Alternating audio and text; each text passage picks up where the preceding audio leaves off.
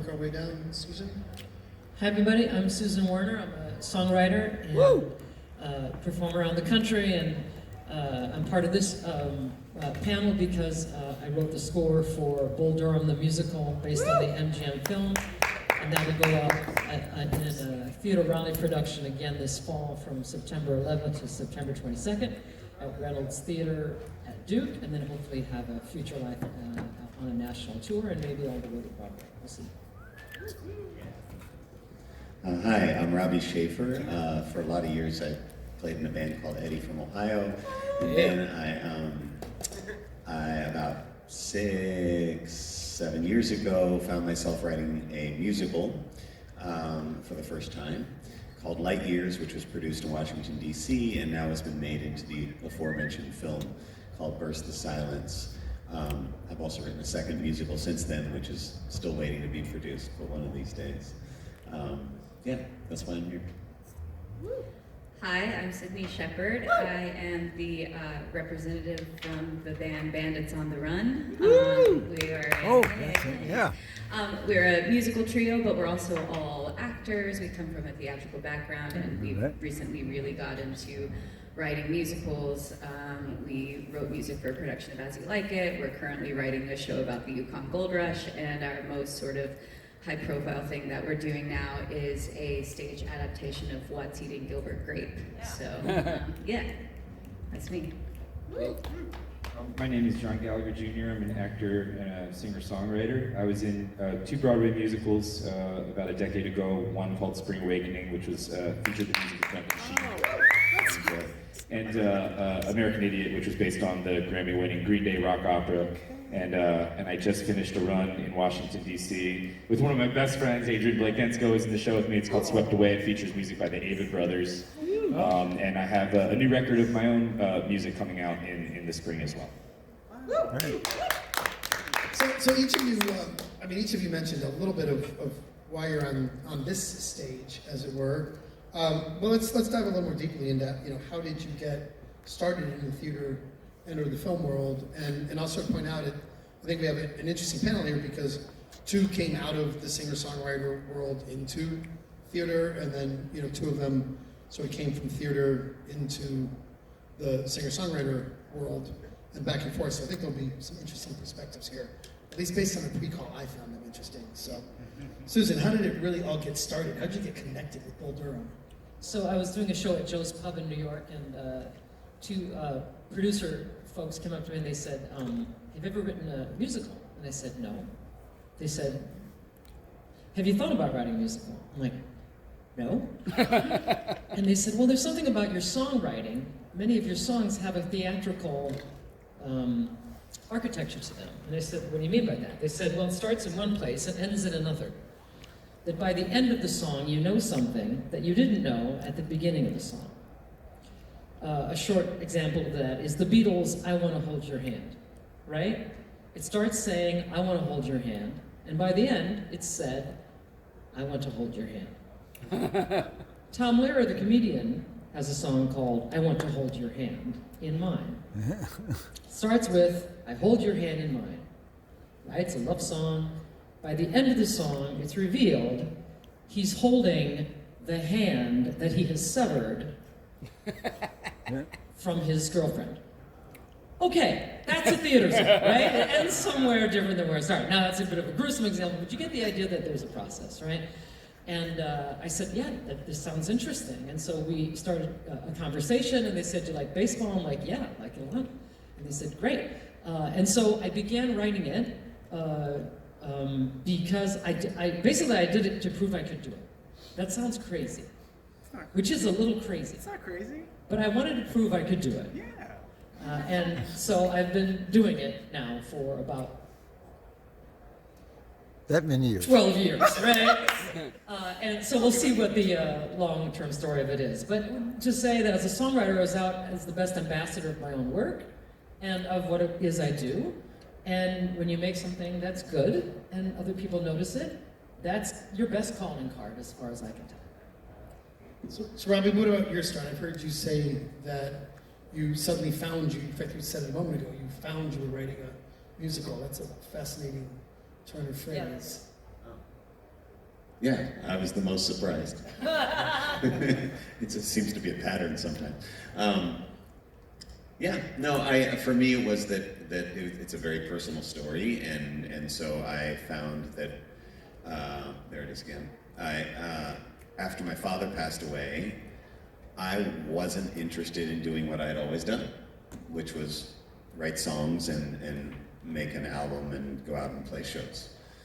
And I had no idea why that was until eventually it became clear that there was a larger narrative that I really wanted. There was a larger story that I wanted to tell. And actually, like kind of what you're talking about, Susan, it's like, we're all storytellers in the first place. It's just a different architecture, like you said, to that. But it's still doing the same thing. And so there was just a broader, I needed more tools, I guess. I didn't even consciously realize that. I just somehow realized I was writing a musical. And then I had to figure out how to write a musical.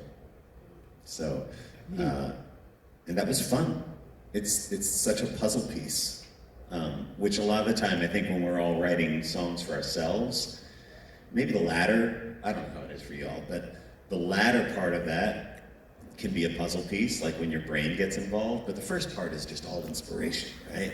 I'm just pouring my heart out. And theatrical writing is really, it's a puzzle piece from start to finish. Not that there isn't any heart in it, but I find that, I don't know, really fun.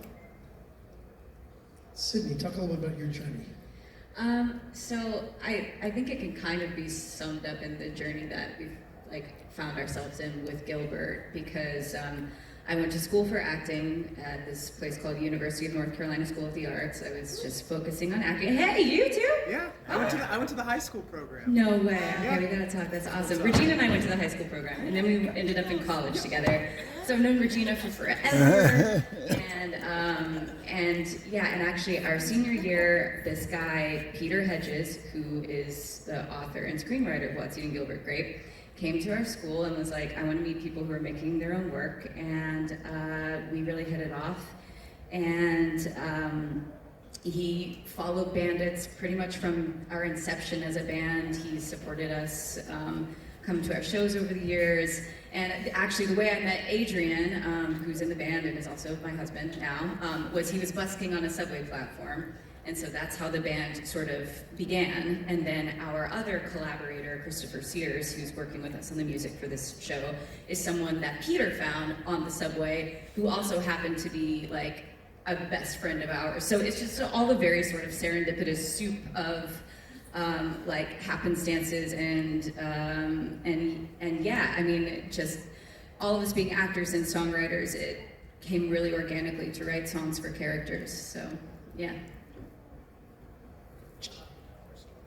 Yeah, it's kind of funny. This is really like a perfect assembly for me, because I grew up in Wilmington, Delaware. My parents were very, and still are very active in the folk music scene in Wilmington, Delaware, and Philadelphia. My dad started taking me to the Philadelphia Folk Festival when I was about 7 or 8 years old. I've seen Susan so many times. I've seen Robbie perform so many times. Except I for love right now, I songwriting. don't see Susan. What's that? Except for right now. Except for right now. Yeah, I can't see her right now. But She's trying to shut the door. Yeah. There we go. Still Now we see Susan. Still a huge fan. Oh, she's back. Yeah.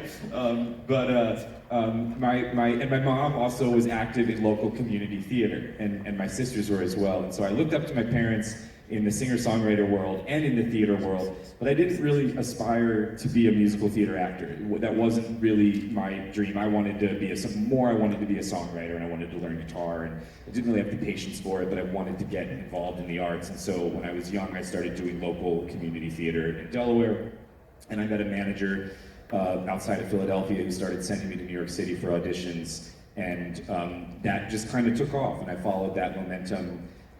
And didn't want to be on Broadway. I don't have like a Broadway show-tuney voice. I was always felt a little out of my league whenever I had to go audition for a musical, so I passed on a lot of them, but I didn't pass on one day, and it was for Spring Awakening. It was this musical that ended up being a huge zeitgeist moment, and it took about 3 formative years out of my life from 19 to 23 and completely changed the trajectory of my life. And then from that production, I ended up working with the same director on the Green Day musical, which then turned into another 4-year journey. So it feels like something that just sort of happened to me in a lot of ways. Feel very lucky for it. And now this third musical that I'm working on is the same director. Really, there's only one person that puts me in musicals. I mean, people think that I'm like a musical theater guy, but it's really just because of Michael Mayer, who directed all 3 of these shows. The only director I've ever worked with in the musical theater format. He just keeps giving me jobs that happen to be these really formative experiences. And so while I'm not a writer of musicals, I've been on the ground floor at the development process for like 3, 4, 5-year process. I mean, the show that Adrian and I just finished up in DC, the Ava Brothers musical, I've been part of that for a decade now, and that's how long it's taken just to get it to a regional theater. So it's a process, and I feel just incredibly fortunate that I stumbled into it at a young age. Yeah, I mean, listening to you guys is fascinating to me because my younger daughter has a BFA in screen acting, and I remember her telling me the first class, the first day, they taught her just say yes. And I mean, that's, my takeaway here is just say yes and be damn patient. Just from listening to your guys' stories. So I want to talk a little bit about sort of what carries from stage to page, but we'll reverse the order. So the first question, Johnny, since your experience is more the reverse, right? You're more from the page of theater to the stage now as a singer-songwriter. Talk a little bit about like what carries over and the overlap there and or lack thereof, and then as we work our way down, we'll get more to the other side. Yes, funny about. I feel like because I haven't written anything. I've always felt in the musicals that I've done, I'm just kind of the interpreter. I have to kind of get the vision, especially because the only musicals I've done are musicals based on popular music, where a singer-songwriter or an artist. I mean, Spring Awakening, those songs were written for the show, but the Ava Brothers musical and the Green Day musical I did were popular music that's already been released, that's been reformatted to fit the structure of a story that lasts on stage. And that becomes the puzzle, like Robbie was talking about, that it is about, well, how do you get these songs that exist somewhere else in another space of time to exist and tell a story in this space and time. So everything kind of just becomes about being in service of that, from the actors to the designers to everyone. And then my job is just like, how do I interpret that? How does that kind of feel like the aperture? Like, how does that pass through me out to the audience? How does that carry over to your singer-songwriter presentation work, or does it? Well, the thing that I love about my own music is that when you're doing, you have kind of a limited playing space when you're interpreting somebody else's work. When you're interpreting your own, then the sky really is the limit. And the freedom that I feel on stage with my own music is unrivaled. I can't get that anywhere else. But I also can't do what I do with my own music the way that I can interpret someone else's music. So they really do bounce off of each other all the times, and I find that the music that I'm writing is always informed by whatever project I've been working on outside of my own music. So Sidney, you sort of bounce back and forth, right? I mean, you started theater, but you've always had a band. So kind of same question, how does that journey feel, and what does each side get from the other? Yeah, right now I'm in a sort of unique situation because I feel like the Venn diagram is very foggy between the two right now with this particular Gilbert project that we're working on, because we're not only writing songs for the show, we're also, this wasn't the intention when we first started, but we're also participating as actors while workshopping it and probably while performing it down the line. So to me, it feels like there's almost no separation. It all feels like we're inside of these characters and we're also on the outside looking, and we're also like interacting with each other as like Sidney and Regina, but also like Mama and Ellen, and like what's going on. It's very inside of itself. But I think that what you were saying about how you write a theater song has been like the biggest shift in our writing process. Peter was saying a well-written film scene, because he's written a bunch of wonderful films, it is always doing more than one thing. And for me, it's like a well-written song for a musical is always doing more than one thing. So it's like having an eye on that and making sure that it can't just all be feeling, it also has to be something else is happening as well. So making sure that everything's doing its job like that. By the way, what I love about Folk Alliance is I've been here for 15 minutes as moderator, and I've heard a Tom Lehrer and a Venn diagram reference. So, you guys don't know my background and my history, but that is like the juxtaposition of my life. So thank you for that. So Robbie and Susan, we'll let Robbie go first. You know, your journey's a little more sort of center target for the title of this panel, right? From stage to page. So you both were on stage for a lot of times probably never thought of going to page, and yet you did. I mean, you talked a little bit about how it happened, right? Sort of the serendipity around that, but like Sidney and Johnny there, I'd love to hear a little more about what did that journey feel like? What was the same? What was different? What did it mean in terms of how you've developed your multifaceted career? Hell if I know. I don't know. I just I'm attracted to things that make me go, I wonder what would happen if I'm really attracted to that, and it's a little reckless, right? I think you are too. And look at her smiling. Susan and reckless, they go together. Yeah. I love that, and it's scary, and that's part of the reason it's great, you know. And I think, as I said before, as songwriters, we're all storytellers in the first place, at least as folk songwriters, right? And so even when we tell stories in a song in character, we're finding the part of us that lives in that character. It's just like acting, right? At least I assume. I don't. I'm not a trained actor, but. So I think it's for me, it was mostly just an expansion of that, and then finding these different characters. Not only there was Burst the Silence, you know, which was my personal story, my relationship with my dad, who had been a Holocaust survivor, which I didn't know till my 40s, and it's this whole story of reconciling my relationship with him. But the second musical that I helped write, I wrote the music and lyrics, but not the book. It's called The Blue Poppy, and I describe it as an Irish Jewish ghost story. It's a really fun story, but what a pleasure to come in and have the characters written for me, and the text is there, and then just musically to come in and find myself in each of those characters, and where there needs to be this bridge. I know this is probably trite, but in musicals, characters break out in a song when they have nothing left to say, right?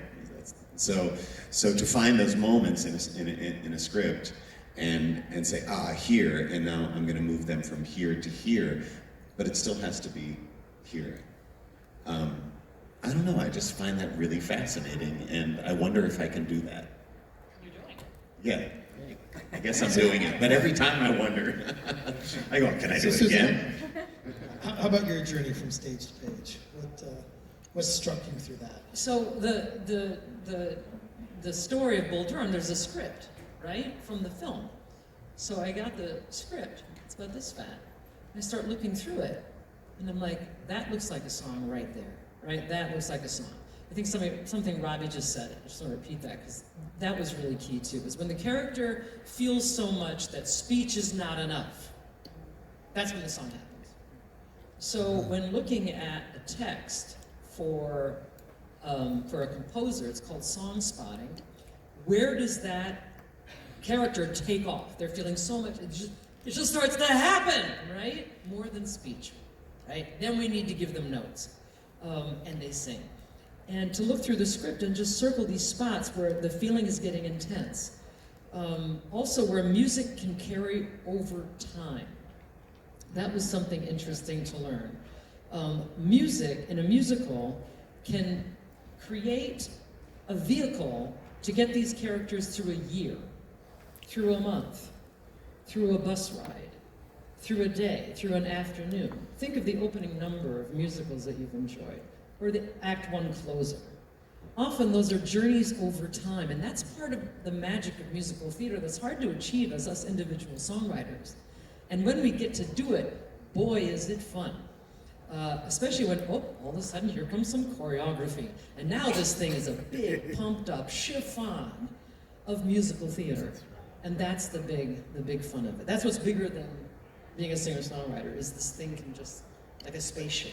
What's the, I don't know whether to say the thing that's most different between the stage and Paige, or maybe the biggest surprise to you as you went through that? I'm not an actor. Like, really, there's a moment you realize, right? Oh, I could, no. No, actually, no. When you see someone like Carmen Cusack or some of these big shot actors, right? And they'll do like, could I have that piece of paper? Thank you. Okay, so an actor of that much talent could just, like, in the middle of a line, they're just saying something about, you know, really you left the garage door open. This piece of paper is like a weapon, right? That there's something they're doing with their physical behavior that we as singer-songwriters are like going, you know, la la la, G, F, right, sharp 9, right? There's something about physical behavior, and that's what's great about you coming in with that skill set already, is you know how to write for that skill set. They say as a composer, write and give the actor something to do. That's a different deal than being a singer-songwriter, and so it makes theater songs a little different. And again, I envy that you are coming in the door with that already, right? The hard part is going to be maybe for you folks is like keeping an eye on what you're doing. You're so far in it, you need trusted eyes outside to watch and ride along with you and go, you're nailing it. No, you're way off, right?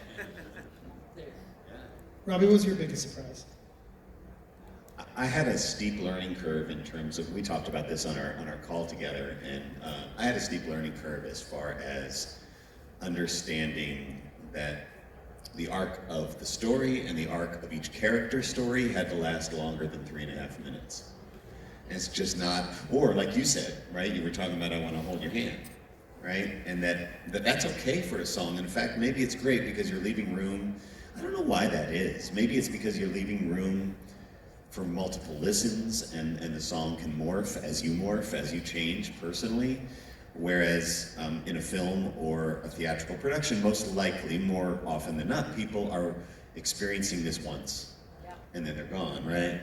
So first of all, you have to show them a lot more, and you have to kind of string it out and get there, and not leave it as subtle as you're capable of doing as just a songwriter. So yeah, finding that arc and then marrying those together. Like, how does that fit all together into an ensemble is, yeah, that was interesting. So Sidney, you're in the middle of both at the same time as you were talking about. What's maybe the biggest surprise to you that you've learned from doing it that you didn't realize going into it? I think the biggest surprise for me was like kind of an emotional surprise, I guess, because like we write music so often for ourselves to sing and for ourselves to perform, and we're used to hearing the way that we interpret a song as a band, like that's the song. And then once we added, like, you know, 4 other actors to our process, and once we started hearing them singing our words back to it, it was like absolutely just like heart-splittingly beautiful. It was so cool, and it's like, I wrote all of these songs for this character, Mrs. Carver, and then I heard this other actress sing them, and I was like so blown away. Do you have that feeling of like, is that what I wrote? Yeah, well, no, yeah, a little bit. And it's like, and it's helpful to see like what works and what doesn't work, because it's like you can sort of, I don't know, almost cheat it as a songwriter to be like, oh, I meant to be like this, and like this is the way I'm singing it, so it works. And then you put it on a completely different person, and if that works, and like she's a completely different like type of actor, type of look than me, and she just like nailed it in a way I could have never imagined. And I was like, oh my God. So how do you perform that song yourself again then? What's that? How do you perform that song yourself? I don't, never again. No. I think the thing is, it's it's cool because like the hope is, you know, that you create something and then, you know, like 7 different people cycle through and play that role, and I think what we want to build is something that's not a machine, that's not like something like Wicked where you go in and you like play it exactly the same way because like that's the brand of the show. Like we want there to be different bodies and different voices in these characters, and to like see how that changes and keeps the piece alive is like so cool. So yeah. So Johnny, what's the biggest surprise as you went from one arena to the other arena? Well, I think like there's kind of like the micro. There's like the kind of global level and then the personal level. And the personal level of the surprise has just been how like 2 of the biggest worlds of my life have collided in a way that I could have never foreseen. When I was 20 years old. In 2005, I went to the Philly Folk Festival like I did every August with my parents, and I saw this band called Barry Raven, who I've known since I was about this big, who is an amazing singer-songwriter. I mean, sitting around campfires with people like Barry and going to see these 2 performances is why I wanted to write songs to begin with. And I saw this band, the Avett Brothers, in 2005 at the Philadelphia Folk Festival, and they blew me away. And I said, these guys are amazing. And I bought their CD, and I became a super fan. And I saw them 13 to 14 more times in concert through the years, and their music became a huge deal to me and saw me through so many personal highs and lows. And then years later, I stumbled into musicals, and I gave an Avett Brothers record to my friend Michael Mayer, who had directed the first 2 musicals I did. I said, you should check these guys out. They're really good. Here I am a decade later, and we are doing a musical based upon their songs together. And it's just something that if you had, you know, told me 20 years ago when I saw that band that in 2 decades you will be performing their songs on a stage with your friend who's a director, it's hard to kind of get my brain around it. So that's just been like surprising for me personally. But I think the bigger surprise has been something that I've been really relieved to see is I think musical theater spent many years being kind of gate-kept. And it was hard to break into it if you didn't kind of fit into this musical theater style of writing. And I think because of the Spring Awakenings in the Hades towns and, you know, the waitresses, there's this importance now of realizing, like, no, we need to go to singer-songwriters. The storytelling that's possible with other styles and other genres of music is just as valid and just as important. It can make such a rich and robust, you know, dramatic event happen on stage. And so that's been so cool to see songwriters getting involved in musical theater storytelling and coming up with these really amazing stage productions. Yeah, that's a really important point. I mean, on a personal level, when I finally saw Hadestown just as things started opening after COVID, I remember halfway through the show going, oh my God, this is a concert, not just a musical. And in fact, the opening of the second act, the lead actress introduces the band. The way, I mean, you would never not introduce the band on a show. And when did anybody ever introduce the band in a traditional musical? The hilarious part, and I'm not sure if I guess I can mention names. Like, I saw the guy playing Hades. It's like, oh my God, that could be Dan Navarro. And then I saw the person, I'm forgetting the character's name, Persephone's, like that could be Ellis Paul. And I started like seeing Folk Alliance people in each of the actors. And it was really strange. So that was a really interesting point, Johnny. Let's switch gears a little bit and talk about the unfortunate side of all this, which must be dealt with, which is all this inspiration, all this creativity. It only happens if there's some money behind it, right? So let's talk a little bit about the economics. Each of you from your perspectives, the similarities and the differences between the economics of being a touring musician versus getting, a play and or a movie off the ground. Susan, we'll go ahead and start with you. So as a singer-songwriter, I operate within my own budget. I make a record, I put out the record, I chase the record. And the great thing about that is it's a pretty streamlined process. If I'm the boss, if I'm producing, if I'm writing the checks, I can make sure this thing gets done. There's no committee to check with. I just get it out there and then I chase it. So it's pretty likely to happen as long as I remain in robust health, right? With musical theater, there's a number of parties to take into consideration. Not only the cast and the health of the cast, I mean, that's been an issue in some productions, it's just the health of the lead singers and actors, but also producers writing large checks, being willing to write more large checks, larger checks. And in the case of our show, we were going to Broadway in 2016. Conversations had begun with 2 theaters, and our lead producer, Rick Steiner, had a heart attack and died. So he was the one bundling $15 million, right? So that's bad, as it turns out, for things like this. By the way, if anybody has a spare $15 million to help get this to Broadway, We welcome Susan- this. Susan We and I welcome talked this at about this time. So at any rate, it's a collaborative effort in the best ways, but also in challenging ways.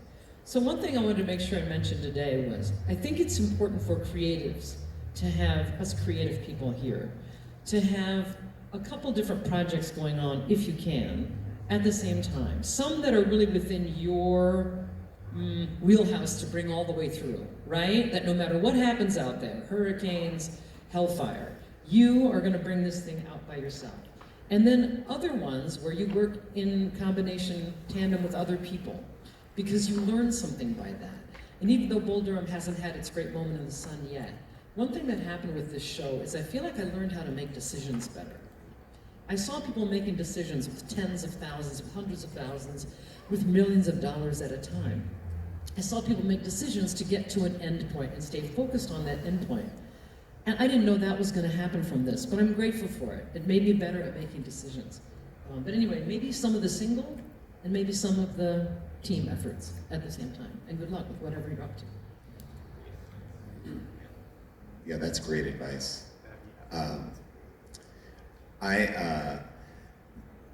The production of Light Years, which is what the movie was called when it was on stage, was it was more of a serendipitous moment for me because I was put in touch with the artistic director of a theater, regional theater in DC, and it turned out he had been an Eddie from Ohio fan for a lot of years, so he was willing to meet with me because otherwise I don't know that he would have, frankly.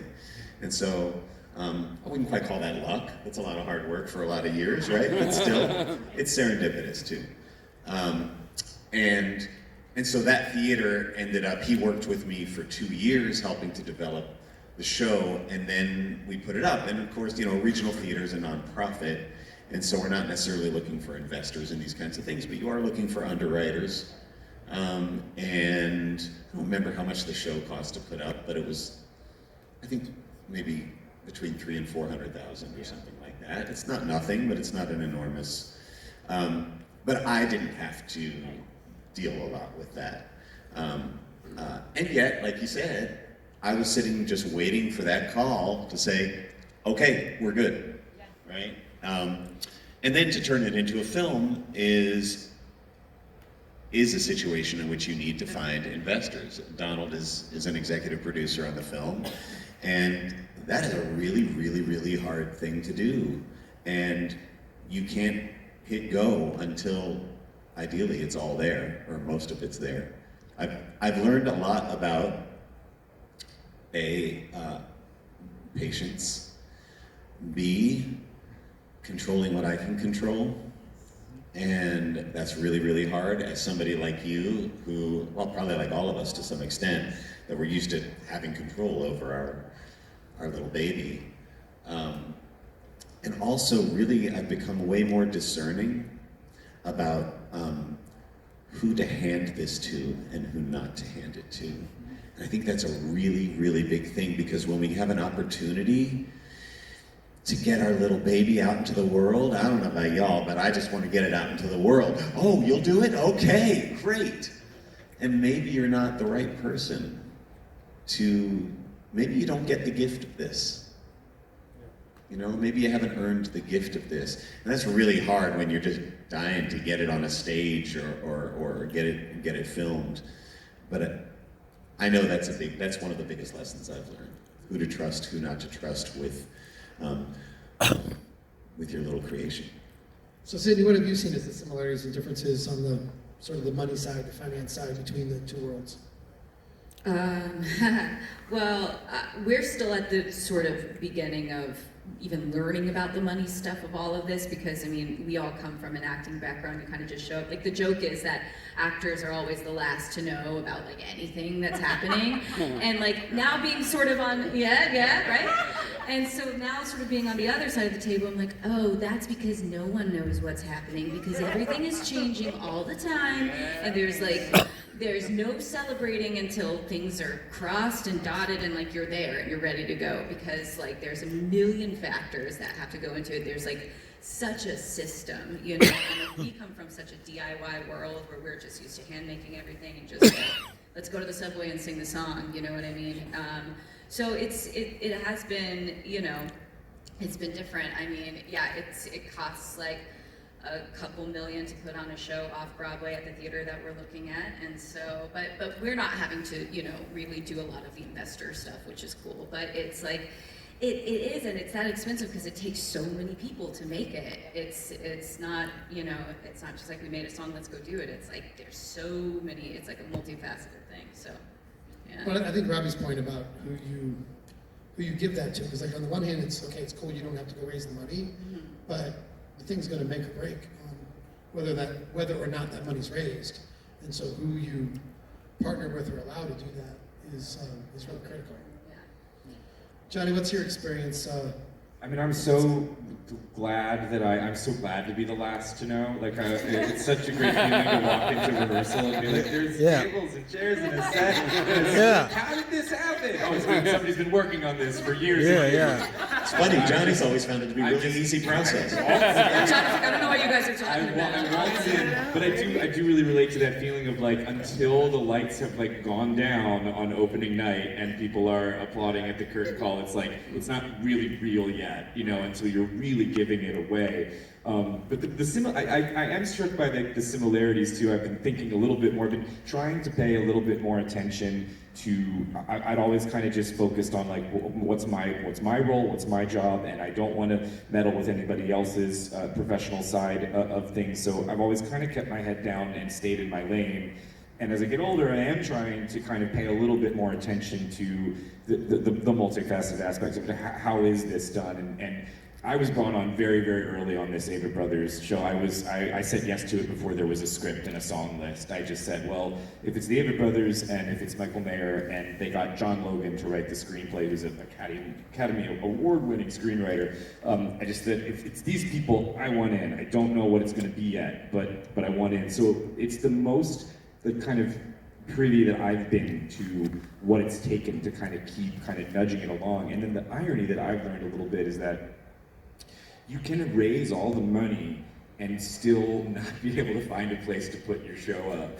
You know, we don't need any investors for this Avett Brothers musical. Like, we've got the money. Now we're just trying to knock on the doors of the theater owners in New York City to see who wants to put our show up. And it's reminded me a little bit about, like, you can get your touring budget, you can have a record doing really well, but then you still kind of have to, like, Adrian and I just went to a thing called Broadway Across America, which I was like, oh my God, it's kind of like, it's a little bit like the folk alliance of the musical theater world, of like a lot of meet and greets and just kind of like building connections and forging friendships and kind of saying like, wouldn't it be cool if we collaborated on this? And it is a little bit of like, you can get everything in place and there's always going to be some other kind of hurdle about how do you get, you know, lights up and people in seats, and the kind of the real commitment and work that it takes, even when you have money, you know, on the table to get it done, is like it's been really interesting to see that the work is sort of never really done. You know, you just made me think of when I flew in yesterday. I'm walking through the airport with my guitar, and this guy comes up, "Are you going to that folk thing?" And I said, "Yeah." And he said, "Man, it's like, I wanted to go, but it was like $600 for a day." And I said, you know, well, it's not really as much a fan thing as it is an industry thing, and so on. And then he said, "So, like, what's the Super Bowl of folk music?" I said, "I'm not even sure there's a Super Bowl of the Super Bowl. I'm not sure there's a Super Bowl to anything." But the rest of the conversation is not the point, but that's kind of what you're saying is like, from the outside, it can see, he said, "But like, when do you know that you've made it?" Like, I don't know that anybody feels that. I mean, maybe some people do, but come on, it only looks like that from far away. And I tried to tell him, like, how many people have won a Grammy and then things didn't happen like they wanted it to after that, and Yeah. it just didn't. Okay, so was the Grammy their Super Bowl? Is that, I don't know. And so, yeah, anyway, I'm just echoing what you were saying. Maybe it's the eulogy. I don't know. Yeah. So Johnny, biggest joy of being in both worlds, biggest frustration. The biggest joy, I really think the connections you make, the friends you make, the experiences that you have, whether it's on stage or off, the way that those kind of connections have enriched my life on a personal level, it really kind of is so much more important to me than accolades or the success of a show.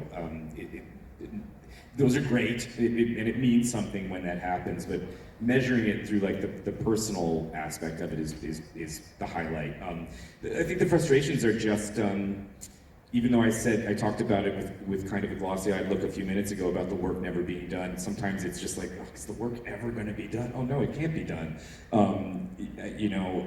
I won a Tony Award when I was 22 years old, and it was a huge deal.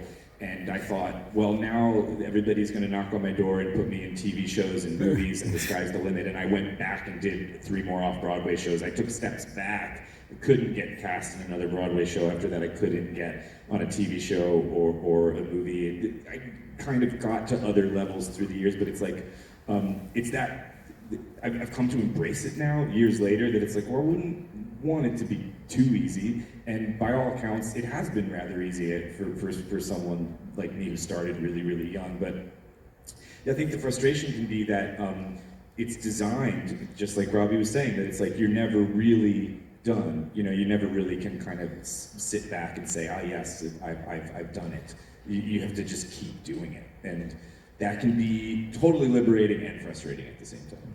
So Sidney, living in 2 worlds, biggest joy, biggest frustration. I think when you were talking about the frustration, I want to just expound upon that frustration for my frustration, which is like, the work is never done, but you also don't know what the next step is a lot of the time, just the uncertainty of, I often think about like that scene in Alice in Wonderland where she's kind of walking and the steps are like, it's dark until she steps down and then there's another step there. Like that's what life feels like all the time.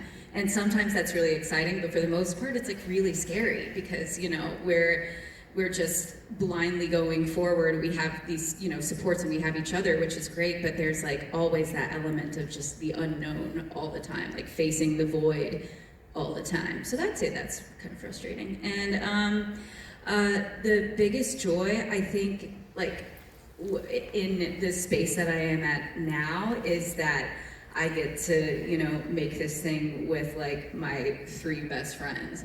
Like Adrian and Regina and Christopher are just like, we've been a community for 10 years. And the fact that we get to create this thing with this wonderful mentor who has already created such a beautiful story, and like all of us get to be involved in this together. I just think about when we were like, you know, 25 and Adrian and Christopher were working in a wine bar and we were all just singing songs at the end of the night and just being like, is this ever going to be anything more than this? And now it kind of is, and just like, I don't know, just existing within that sort of, seeing our community like level up, our family level up is like really exciting.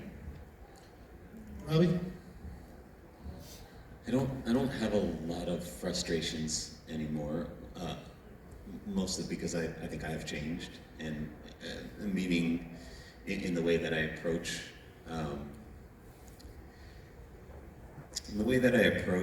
creating things, but also the way I approach life, which is that the most important thing, and this goes to my joys, is relationships, always. And it's what you're saying. It's the only thing that lasts, and it's the only thing that's important. I was just thinking the other night about, I've known Susan for some years.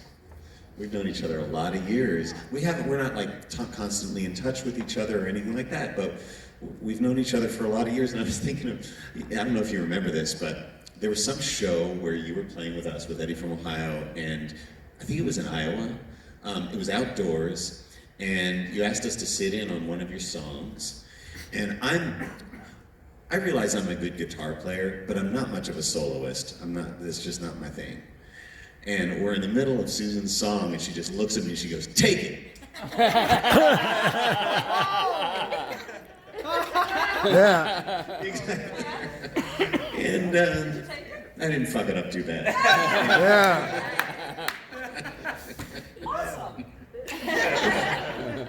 That I still have this relationship, and I can walk into Folk Alliance, and I haven't probably seen you in person for a decade. That's important to me, and it's more important to me than all of the other stuff, and that's what I value. What's the saying? There's no business like show business. There's no people like show people, like no people I know, right? The most lively ones, the fun ones. It's true. We do have more fun, I think. In terms, I'll give you an example of, you talked about joys and frustrations. Okay, so here's a joy, right? Is after working on the show for many years, we finally found the right opening number. And it has Annie coming out, and she sings, from the first baseline to the left field foul pole, I have found my faith.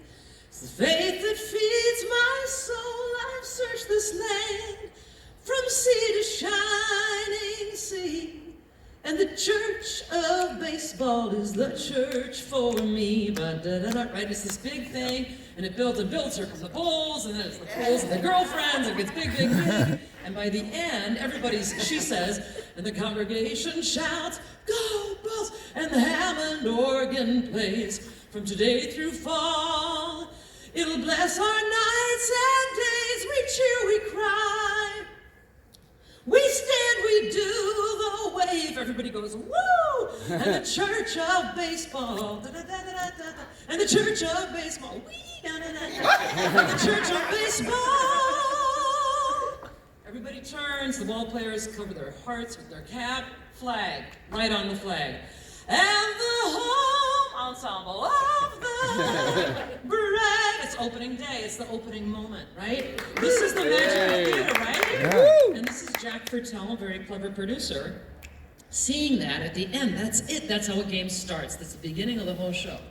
The frustration is, you haven't seen it yet, because we didn't have it in Atlanta. And now we have it, and now it's finally gonna get out. I think the distance between creating things and seeing them is the hardest part of musical theater, is having an idea about something, and then it takes so long for the money and people to come together so you can see whether it works. That's the hardest part. When you said patience, patience, patience, patience is the hardest thing. And again, why? Keep your own thing going, right? You have to nurture yourself while you do. It's the marathon, and then it's also like the 100-yard dash, right? Okay, don't ever follow children, animals, or Susan Werner. That doesn't sound right. So, we got a few minutes left. I mean, I have one or two more closing questions if need be, but I'd love to open it to the audience if there's any questions. First here, and then we'll come up here. Hi guys, yeah, my name's Luke Harbour. People know me as Skippy, based in Kansas City. I'm a beatboxing specialist. That's what I get paid for a lot. I travel a lot now for it. However, I'm a singer-songwriter. I've written 40 songs in the last 2 years. Got in my first couple of fellowships this year. So now, thank you. It's amazing. That's not easy, yeah. It's not easy. One's focused on social justice and performance, and the other I've been commissioned to write an opera piece for the Kansas City Lyric Opera. It's amazing. I'm so grateful for how things are going right now. My question to the five of you, being in the singer-songwriter realm, what is a core part of your songwriting process that really helps you get over some kind of writer's block? Oddly enough, I just feel like sometimes I'm sporadic, but naturally I have writer's block. Every writer, I feel like if you are one, you do. What is something that you might do to try to get over writer's block yourselves? I actually have a fabulous quote from Paul Simon on that very subject. He said, there's no such thing as writer's block. There are just things you're afraid to say. There are just things you're... Great. Whenever I'm a little lost creatively, I try to remind myself of that. And yeah, it doesn't always work for me, but I think it's a really wise. That's beautiful. Yeah. Anyone else have an answer? What do you do to get over writer's block? I had an acting teacher in school, Matt Bullock, who He would always say, read the play. Yes. Read the play. It's like anytime you're just like read the play, and it's like whatever subject matter you're doing, whatever you're doing, just like read it again. Like we heard Gilbert Grape so many times. Like just read whatever it is. Like there's something. I think repetition. There's something always new to be mined in repetition. For some reason, that works for me. So. Skippy, are you working from a pre-existing piece of material, or is it all from nowhere? All from nowhere. Yeah, that's right. That's challenging because you have to. Who said reduce the page, right? Just shrink the task. So let's say that you have half the problem solved by saying, I'm only going to write. You already know you're a beatbox artist, right? Yep. Okay, let's stick with beatbox for this opera, right? Like instead of saying, I'm going to write 17 genres, right? Give yourself a few limitations. And that may help to set you free, is to say, I know what this isn't. I know what this project is, and I know what it isn't. I know what I do well and what I don't do well. I'm going to stick with this. And maybe that shrinks the task in a way that makes it easier to take it forward. Yeah, I will say, and on that, like write a bad song, like write a whole bunch of, write the bad versions of everything you want to say. I wrote the shittiest song a couple of years ago. I'm like, oh, it's out of my system. Thank God. So I'm an executive producer. I don't get writer's block, just writer's cramp. Question over here. Yes, hi, my name is Amy Day. I'm a writer. I just, Yeah. Thank you. Sure. Hi, my name's Amy Day. I just wrote my first folk musical during the pandemic, and it was picked up by a theater company in Ireland. And we just did a 14-venue tour of Ireland over the summer, which was just amazing. Thank you. Your panel, I mean, I just keep getting choked up because this is such a bizarre niche to live in, and the nuggets of absolute brilliance coming out of your face. I'm getting choked up again because it's like you're speaking through like the sleepless nights that I've had and these things that I wrestle with, and you're just phenomenal. You're like the royalty of my Instagram feed. So, and I appreciate you sort of talked about the business end. I want to ask a question about the creative end. Can you talk a little bit about the villains or the antagonists that you write? Because I think that writing music in this genre is so humanizing. And that to write a folk song provides so much sort of sympathy or insight into the character who's singing. And I think I'm very curious about how people approach the writing of music for someone who's meant to be a bad guy or a villain or an antagonist on stage. I think something that we found in Gilbert that was fun was sort of flipping the opposite. Oh, I died. I'm dead. Who's dead? Dead. Oh, which one? Oh, wow! Look at this. This is dead on. This is yours. There we go. Okay, juggle. There's this character named Mr. Carver who's just an asshole. Like he's a terrible guy, And then Christopher comes in with this song that is like the most fun, show-stopping, like traditional musical theater toe tap freaking song in the whole world, and for some reason it just played, and you're like, you kind of love him, but you also hate him even more because the song is so jolly, you know what I mean? I think it's the same thing with playing a villain. You never want to think of them as a villain, because if you're them, because you're not the bad guy, like you're you, and so I think really allowing that person to have a color other than evil will like kind of just blow the whole thing open. Yeah. Yeah, I think if you just kind of make sure that you're sticking to like intention of just like, well, if this is just a series of intentions, like any story is, everybody's trying to get something, they're trying to prove their point, they're trying to achieve something, they're trying to have some effect on something else, and when you kind of zoom out from that, it's like, well, the antagonist's viewpoint is just as valid as the protagonist then, and they're simply pleading their case, or just speaking what it is that they want. Robbie, you had an interesting situation with Burst of Silence, because I remember you talking to me about, like, you definitely took a literary license. I remember you telling me once, like, my dad wasn't nearly as bad as the movie portrays him to be. But, like, it's not so much an antagonist in a villain kind of way, but there's definitely a tension in that character. So how did you create that sort of knowing the angst you had, but loving your dad, and then kind of having to overplay it for dramatic effect. And it's a fine line where in your movie, everybody knows he's the antagonist, but nobody hates him for it. In fact, he's quite sympathetic in a lot of ways. Yeah. I think I don't know if this is true. This just popped into my head, so maybe it's not true. But I think you have to love the story more than you love any of the characters. And that was a real shift for me, especially it was such a personal story. When I wrote the stage play, there wasn't as much tension in that because I started writing it 6 months after my dad had died, and it was like this love letter to my dad. In Jewish tradition, the first year after a loved one, an intimate like that dies, we say a prayer for them every day for a year called Kaddish, Mourner's Kaddish. And it's a beautiful prayer. It doesn't even mention death at all. It mentions life like 3 times. And I felt like I was saying Kaddish for my father by writing this. So I didn't want to show him in a bad light.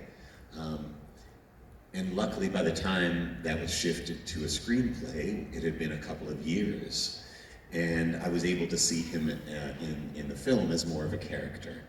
And I was able to love the story I was telling more than my dad, within the, as a character. Anyway. Question, one there, and then one there, and then we'll probably run out of time. Hi. Thank you so much for sharing your inspiration and your wisdom. I'm Eliza Hava. I'm a singer-songwriter, and I'm working on a project called Into the Light, which is about healing generational trauma and breaking cycles of abuse that are passed down from generation to generation. And it is also based on my own story of growing up in a violent household with my grandparents being all Holocaust survivors. My question has to do with advice, because I'm at the very early stages of doing this. I wrote an album. It all started because my producer on the record said, you should write a musical based on your story because your songs lend themselves to a musical. So it wasn't even my idea. It came from my producers. The more I thought about it, I was like, that's really interesting. It took on a whole new landscape for me. So then I was like, well, what about like a rock opera? Because it's more rock and roll than musical theater.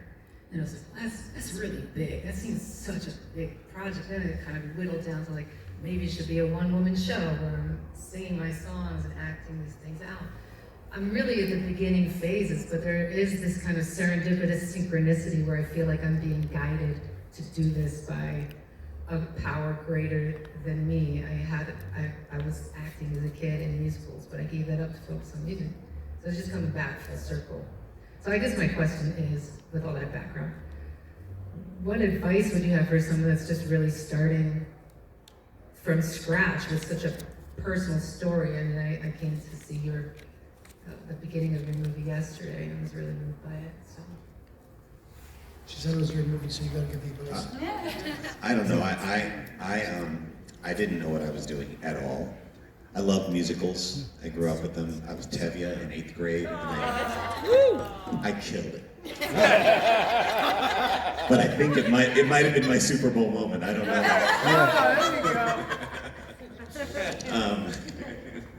I know we're the chosen people, but once in a while, could you choose somebody else? Okay, Tevye.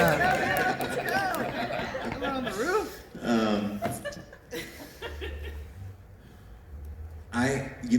People say this about writing a novel. Sometimes, I know maybe some of you do this as songwriters.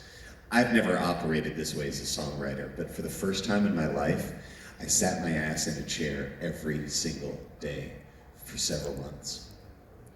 And I wrote, and I didn't even write. Sometimes I wrote like, it was almost like a journal entry.